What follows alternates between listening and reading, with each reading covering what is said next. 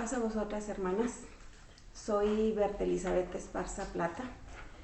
Vivo en Ciudad Cuauhtémoc, Chihuahua, pertenezco al distrito 2. Me congrego en el Templo de Piedra Angular. Y el tema que vamos a revisar el día de hoy es relacionado con la viudez. Para iniciar, les invito a orar. Padre nuestro que estás en el cielo, gracias te damos, Señor, por este día, por la oportunidad de estar aquí, por la oportunidad de compartir con mis hermanas, quienes nos ven este día. Gracias, Señor, por las bendiciones recibidas, y quiero poner en tus manos este momento para que tú nos hables a través de este tema. En el nombre de Jesús te agradezco lo que haces por nosotros. Amén.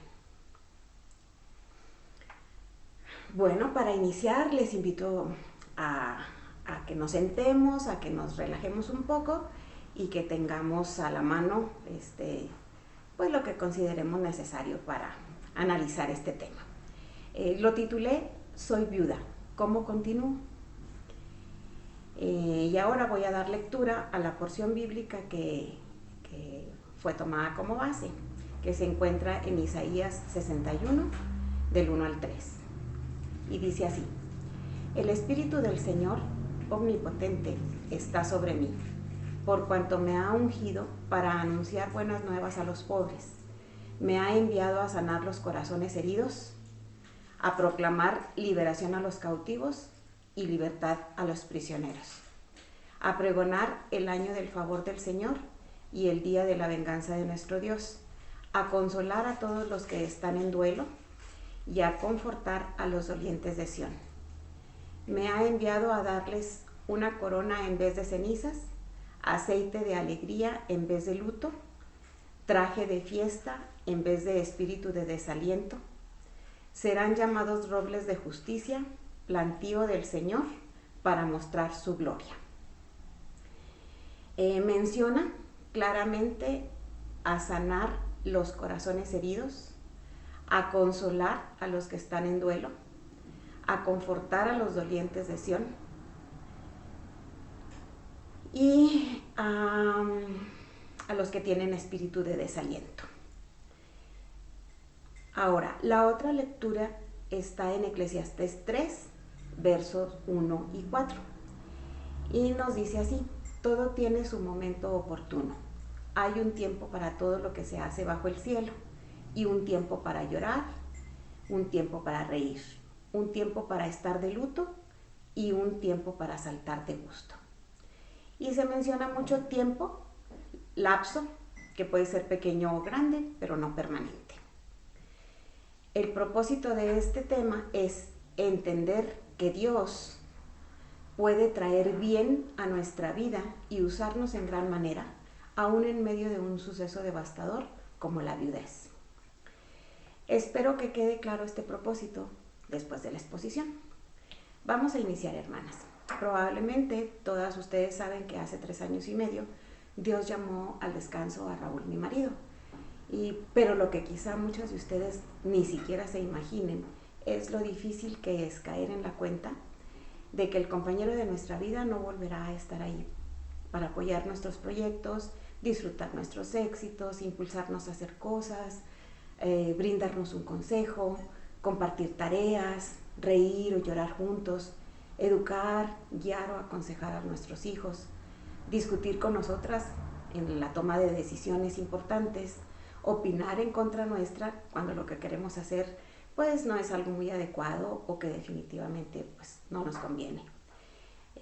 Incluso ya no volverá a estar ahí para enojarnos y para pelear. En fin, ya no volverá a estar ahí para seguir compartiendo la vida con nosotras. La pérdida irreparable del cónyuge es un hecho que rompe el corazón. Es inevitable y es casi imposible de entender.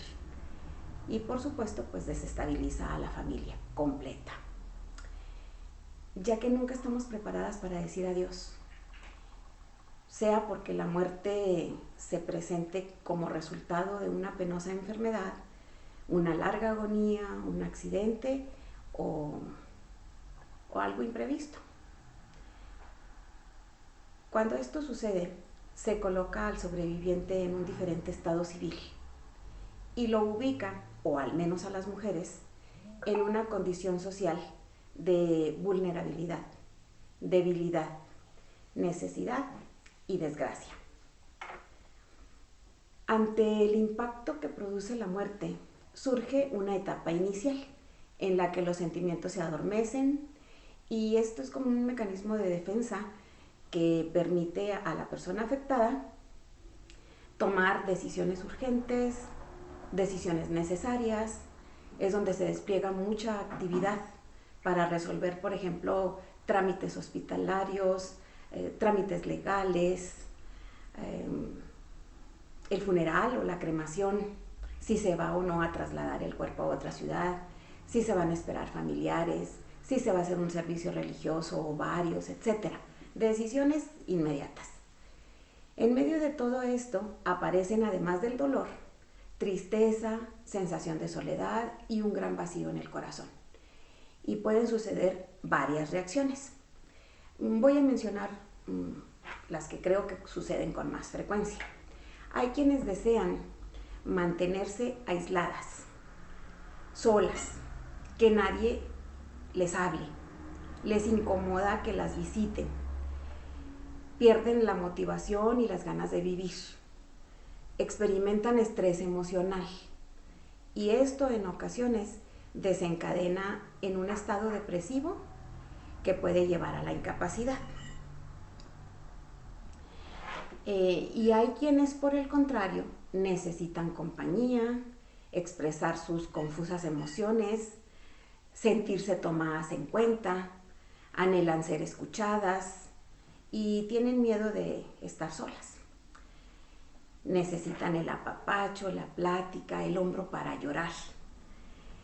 Y también existe otra reacción que fluctúa entre la primera y la segunda forma de afrontar las cosas. En momentos queremos estar solas y en momentos necesitamos estar acompañadas. En cualquiera de las situaciones que se presenten, la mente humana necesita un tiempo considerable para asimilar lo sucedido y procesar el dolor. A esto se le llama duelo, el cual pues es necesario para continuar viviendo. El duelo tiene varias etapas y cada persona las experimenta de diferente manera. Son 5: negación, ira o enojo, negociación, depresión y aceptación. Estas etapas se pueden presentar en diferente orden y en algunas personas no se presentan todas, y tampoco existe un plazo fijo para su duración, porque todas las personas somos diferentes. Lo procesamos en diferente forma y lapso de tiempo. Lo que es importante mencionar es que si el duelo no se vive adecuadamente, termina por enfermar física y emocionalmente. En cambio, en una vivencia sana, una vez que se procesa, se espera que la persona que sobrevive muestre signos de recuperación y que busque y encuentre nuevas formas de organizar su vida. La viudez obliga a afrontar una serie de desafíos, como por ejemplo, qué hacer con las pertenencias, cómo empezar a resolver deudas, tener que hacer ajustes en el presupuesto, enfrentar temores, hacer cambios radicales en la rutina diaria y sobrellevar la presión social. Porque fíjense que sin darse cuenta, los amigos y los familiares, incluso los hermanos en Cristo, en su afán de ayudar, ejercen esta presión. Al preguntar cómo te sientes, qué piensas hacer, cuándo vas a empezar a trabajar, cómo le vas a hacer con el negocio, etc. O al aconsejar constantemente cosas como: ya no estés triste, ten fe, recuerda que debes superarlo, debes seguir adelante, tienes que hacerlo por tus hijos, necesitas ayuda, tú sola no vas a poder, debes rehacer tu vida y un sinfín de cosas más. Entonces, la persona afectada, para no quedar sumergida en el dolor, las preocupaciones y en esa fuerte presión, deberá empezar a desarrollar lo que ahora se conoce como resiliencia y que más adelante lo vamos a explicar. Primero, quiero decirles que al vivir una experiencia de viudez, todas las personas reaccionamos de diferente manera. Experimentamos muchas emociones, unas con más intensidad que otras o con más frecuencia. También la forma de reaccionar es diferente en cada una de nosotras y no se diga el modo de afrontarlo, ¿no? Porque depende de varios factores como estos que voy a mencionar. Por ejemplo, la edad a la que se inicia el matrimonio y surge la viudez. No es lo mismo enfrentar la viudez en una mujer joven que en una anciana, ni vivirla después de un matrimonio corto o un matrimonio largo.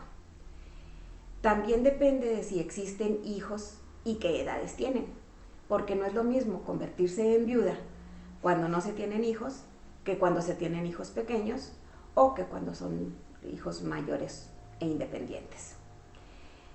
Otro factor sería las circunstancias del fallecimiento del esposo. No es lo mismo que la muerte sobrevenga tras una enfermedad o una agonía prolongada a que aparezca de forma repentina o accidental. También depende de la preparación académica o las habilidades que se tengan para continuar o para integrarse a un ámbito laboral. No es lo mismo que se tenga una estabilidad o un trabajo fijo a quedarse sola sin tener un oficio o una capacitación que le dé la oportunidad de obtener un trabajo, sobre todo cuando se tienen hijos que mantener. Otro factor es la posibilidad de obtener una pensión o una herencia para sobrevivir, ya sea sola a la vejez o para la manutención de los hijos. No es lo mismo tener un ingreso para afrontar la vida que no saber de dónde echar mano para lograrlo. Un siguiente factor sería el vivir o no dentro de un ciclo de violencia o adicciones. No es lo mismo quedar viuda tras años de maltrato físico y emocional y con carencias que cuando no se ha experimentado una situación así. También depende del estado de salud. No es lo mismo afrontar la viudez cuando estando sana que enferma o con una incapacidad o con una discapacidad. El otro factor es que el matrimonio estuviera o no separado. No es lo mismo estar todo el tiempo juntos a que vivan separados, ya sea en diferente ciudad o en diferente país, por las circunstancias que ustedes quieran. El tipo de relaciones sociales también es un factor para que se establezca una reacción diferente en cada persona, ¿no? No es lo mismo estar rodeado de amigos o ser integrante de una familia muy grande y muy cercana a estar sola, tener la familia lejos, no tener muchos amigos de quien echar mano, etc. Y también depende de las reglas culturales, de la posición social, de los derechos propios de la mujer. Todos estos son factores que hacen, como mencioné, que las reacciones de las mujeres, la expresión de las emociones, la intensidad, la frecuencia con que se presenta esto y la forma de reaccionar y cómo afrontamos la vida, todo eso sea diferente entre una mujer y otra. Sin importar las circunstancias que se presenten, generalmente en una situación de muerte y viudez predomina la aflicción, el sufrimiento y la tragedia. Se siente un dolor desgarrador y, como ya mencioné, se desestabiliza la estructura familiar, en ocasiones temporalmente y en otras, lamentablemente, de manera permanente. Es importante que sepamos también que el concepto de viudez ha sido construido por la sociedad. Es ella quien dicta cómo debe de verse, comportarse y conducirse una viuda. Tradicionalmente se le ha enmarcado como alguien desamparada, que no puede hacer nada sola o que necesita ayuda. Y con bastante frecuencia da lugar a una serie de condiciones de desigualdad social, generalmente reforzadas por diferentes ideologías, por lo que marca la cultura, por lo que la religión determina. Se espera que una viuda manifieste durante un tiempo, como signo externo de su tristeza, señales de luto que varían en las diversas culturas y que van desde gestos naturales de dolor, lágrimas, lamentos, hasta evitar celebraciones o diversiones. Debe usar una ropa de luto que generalmente en los pueblos occidentales es negra, pero en los pueblos orientales es blanca, por ejemplo. Y eso sería por mencionar algunas cosas. Seguramente hay muchas otras que yo desconozca o que no recuerdo en este momento, pero hay algo que enmarca la viudez. Lo que es importante decir es que la ideología, la cultura y la religión marcan cuál debe ser el comportamiento adecuado de una viuda, pero debemos estar conscientes de que no siempre aplica para todas. Ahora, hagamos una revisión de este tema a través de los relatos que menciona la Biblia. En tiempos bíblicos, las viudas llevaban una ropa especial que las distinguía. Se quitaban las joyas, se ceñían de saco, se arrancaban los cabellos y no se ungían la cabeza. Por ejemplo, la lectura localizada en 2 de Samuel 11:26 dice que Betsabé hizo duelo y que después de luto David la mandó llamar. Y en la que está ubicada en Génesis 38:14 se menciona que Tamar se quitó sus ropas de viuda. Solo en estas dos lecturas nos damos cuenta de que hay conductas y reglas establecidas para una viuda. En los registros bíblicos también se menciona que debido a que las viudas eran personas totalmente desamparadas e indefensas, en el Antiguo Testamento estaban obligadas a un nuevo matrimonio, como indicaba la ley del levirato. Y en el Nuevo Testamento, para ser dignas de protección y cuidado por parte de la Iglesia, debían cumplir ciertas condiciones, según lo menciona el apóstol Pablo en 1 Timoteo 5, del 8 al 16, que no vamos a leer, pero que podemos revisar después.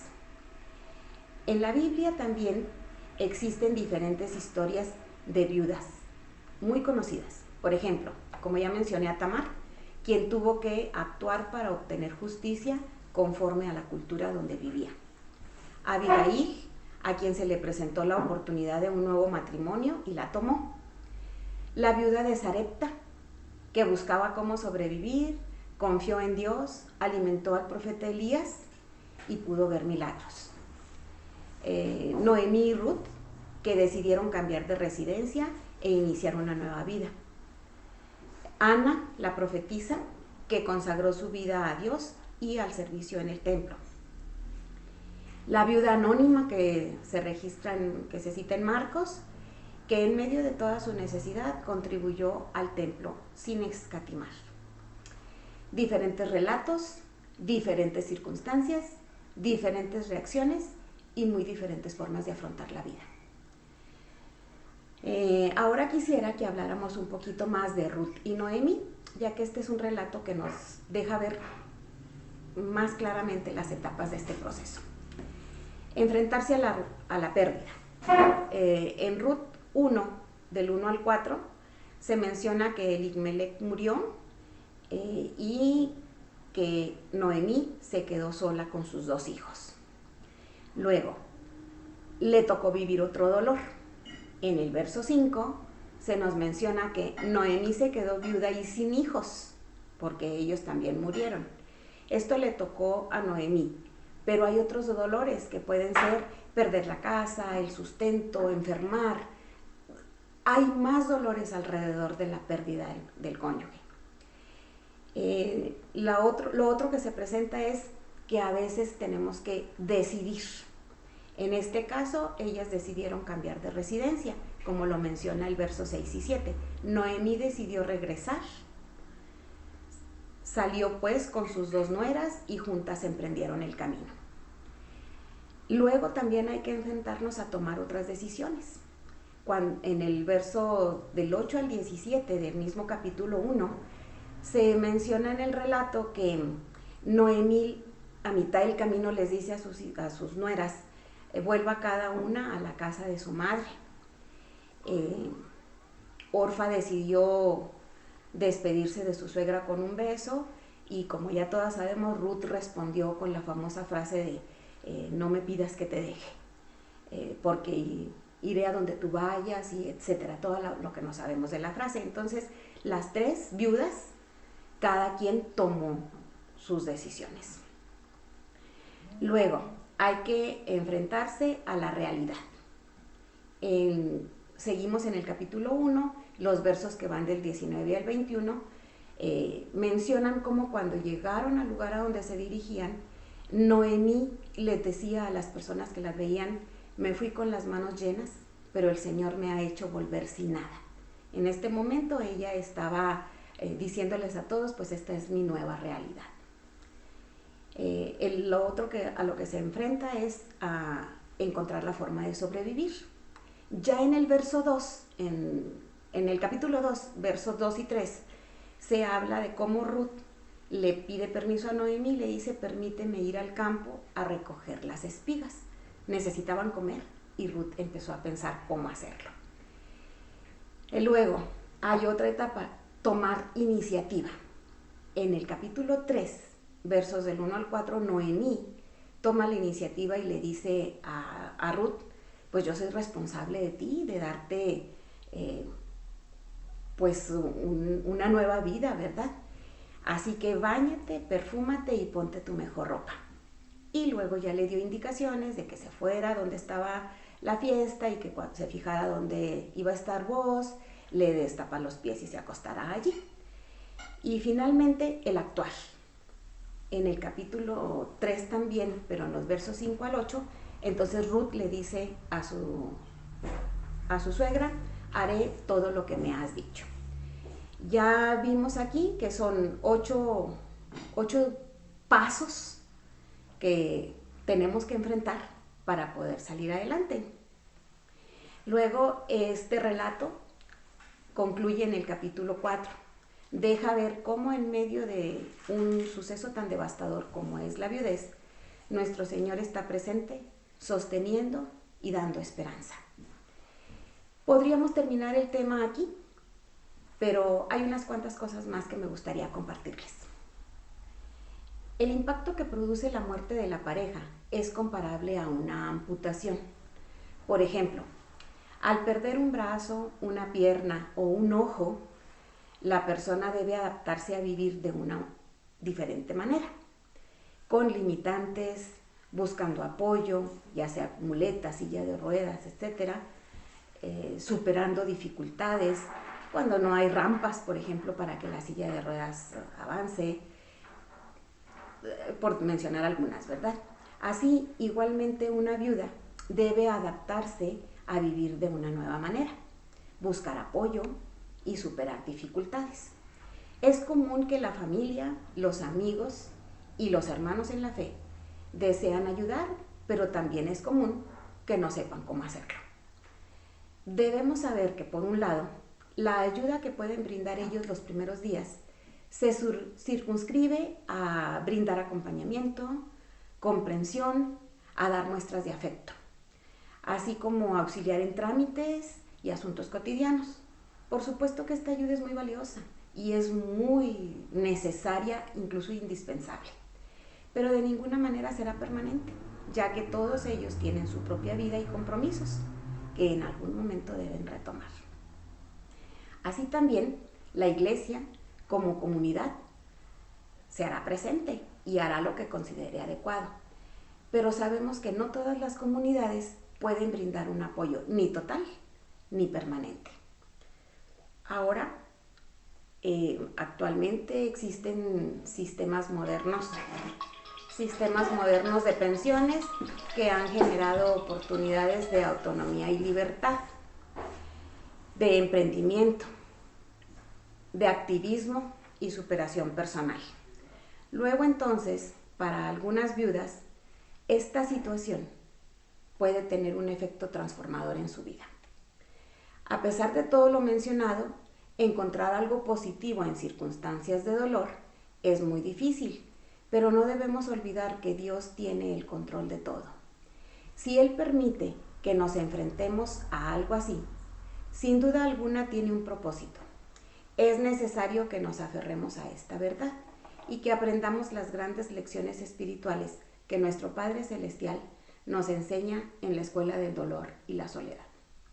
No estoy diciendo que Dios nos quitó a nuestro compañero para que nos dispongamos a hacer algo, sino que Dios ahora, en esta nuestra nueva circunstancia, puede llevarnos a hacer algo. Es en este punto en donde se deben asumir actitudes resilientes. El diccionario define la resiliencia como la capacidad que tiene el ser humano para sobreponerse a circunstancias adversas en su existencia. Con esta definición en mente, vamos a mencionar algunas características de las personas resilientes. Por ejemplo, tienen una red social de amigos y familiares dentro y fuera de la iglesia, porque ellas saben que todos ellos nutren la vida con lazos de colaboración y de afecto, con vínculos de calidad y de influencia constructiva. Una persona resiliente no se encierra en sí misma, no se encierra en sí misma permanentemente, ¿verdad? Y se da la oportunidad de convivir con quienes están a su alrededor. Las personas resilientes descubren un mundo interior, creativo y de crecimiento espiritual. Se refugian en el autoconocimiento, en el arte, en la literatura, la música, el deporte, el pensamiento positivo, en la lectura de la Biblia, en la meditación. Desarrollan un punto de vista particular que nutre su vida y contribuye a alcanzar la profundidad del ser y el crecimiento de su espíritu. Las personas resilientes se adaptan al cambio, hacen ajustes necesarios, toman nuevos retos, porque saben que tomar decisiones y atreverse es necesario para seguir adelante. También las personas resilientes actúan con inteligencia emocional. No ocultan su realidad de tristeza y emociones contradictorias, las integran en su vida, escuchan, buscan aprendizaje, realizan cursos de crecimiento personal, leen la palabra de Dios y también otros libros que les ayuden a superar su situación. Asisten a seminarios especializados y comparten sus experiencias. Hay quienes recurren al apoyo de la tanatología. Las personas resilientes miran hacia el futuro, buscan o retoman el rumbo, integran el plan de Dios en su vida, se enfocan en el presente con esperanza y se marcan nuevos objetivos a alcanzar. Las personas resilientes pierden poco tiempo en quejarse, no se desgastan poco a poco rumiando su situación y lamentándose constantemente. Toman una actitud positiva y permiten que el consuelo que viene de Dios sane sus corazones. Las personas resilientes tienen también sentido del humor y gozo. Saben que cuando se vive un momento de máximo dolor, el espacio para el humor es menor que en momentos de alegría. Sin embargo, reconocen que la risa y la sonrisa son elementos medicinales que refuerzan la fortaleza frente a la superación de un hecho triste. Por ello, no sienten culpa de experimentarlos, aunque sean pequeñas dosis.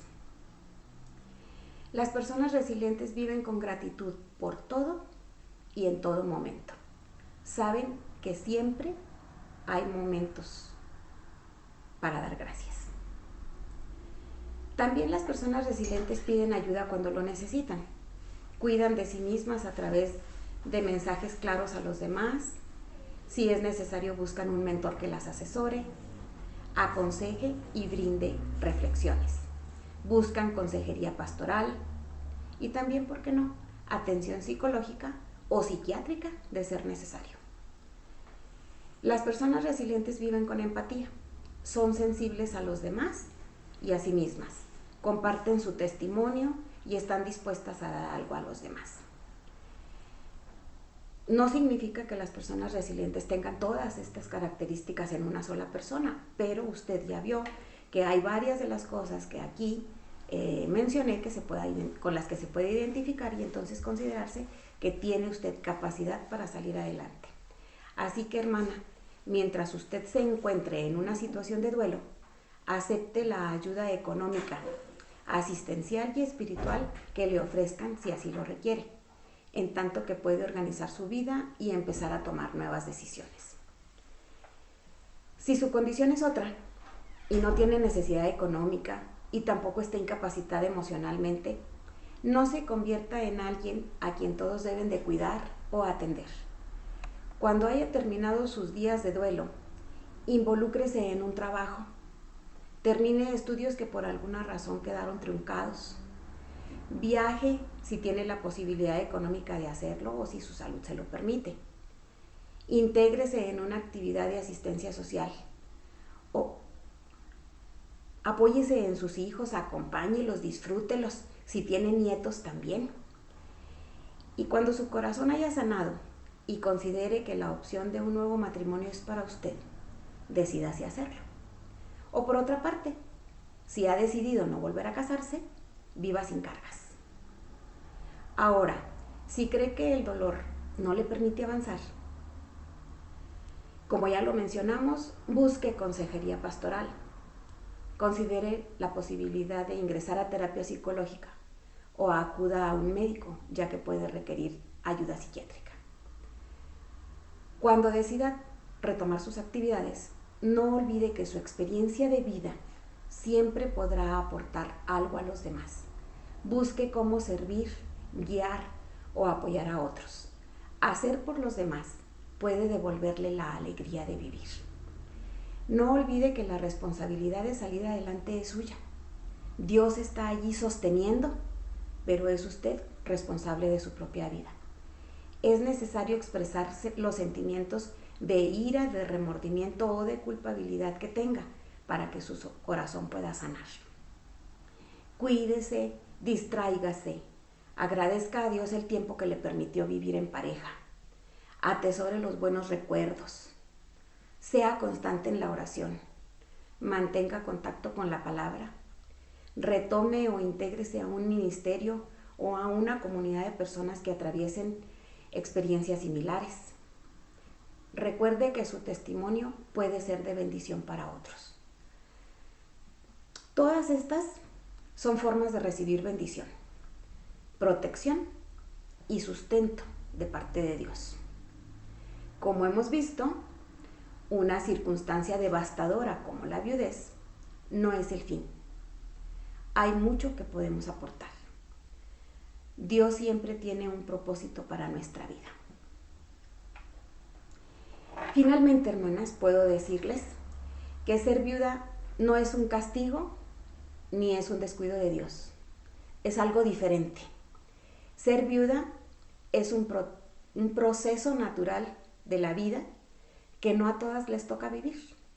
Pero para quienes lo hemos enfrentado, una vez que se asimila, marca el inicio de una siguiente etapa de vida en la que se aprenden nuevas formas de amar, en la que Dios muestra que existe un nuevo papel que desempeñar. Nunca dude que usted lo puede hacer en forma maravillosa, porque Él, Dios, transforma tragedias en triunfos.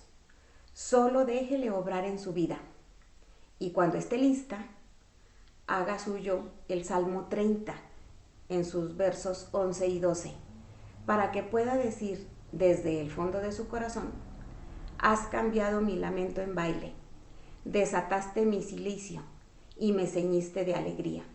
Por tanto a ti cantaré, gloria mía, y no estaré callada. Jehová, Dios mío, te alabaré para siempre. Muchas gracias, hermanas. Espero que el análisis de este tema haya sido de bendición y que todas y cada una de ustedes siga experimentando de diferentes maneras la bendición de nuestro Dios. Hasta pronto. Dios les bendiga.